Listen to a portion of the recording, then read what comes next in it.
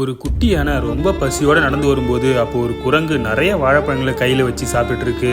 இதை பார்த்த குட்டி யானையும் எனக்கு ரொம்ப பசிக்குது, எனக்கு ஏதாவது ஒரு வாழைப்பழத்தை தெரியா அப்படின்னு ரொம்ப பாவமா கேக்குது.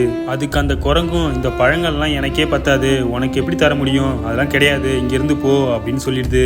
இதை கேட்ட அந்த யானை குட்டியும் ரொம்ப பசியோட பாவமா நடந்து போகுது. அடுத்த நாள் அந்த குரங்கு பசியோட நடந்து போகும்போது கண்ணு கெட்டின தூரம் வரைக்கும் எந்த ஒரு பழமும் இல்ல. அப்ப அந்த குட்டி யானையும் அதோட தாய் யானையும் பழங்களை இருக்கும்போது அப்ப அந்த குரங்கு ரொம்ப பசியோட அந்த குட்டி யானைகிட்ட எனக்கு ரொம்ப பசிக்குது, ஏதாவது பழங்கள் இருந்தா தெரியா அப்படின்னு பாவமா கேக்குது.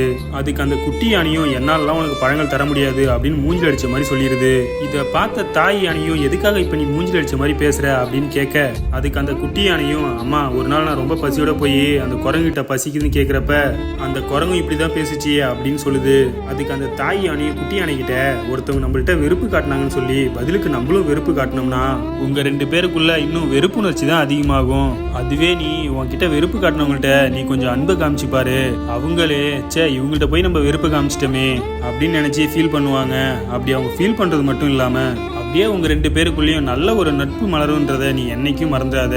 அந்த குரங்கிட்ட போய் இந்த பழத்தை கொடு அப்படின்னு சொல்லுது. இந்த குட்டி ஸ்டோரி உங்களுக்கு பிடிச்சா மறக்காம நம்ம சேனலை சப்ஸ்கிரைப் பண்ணுங்க.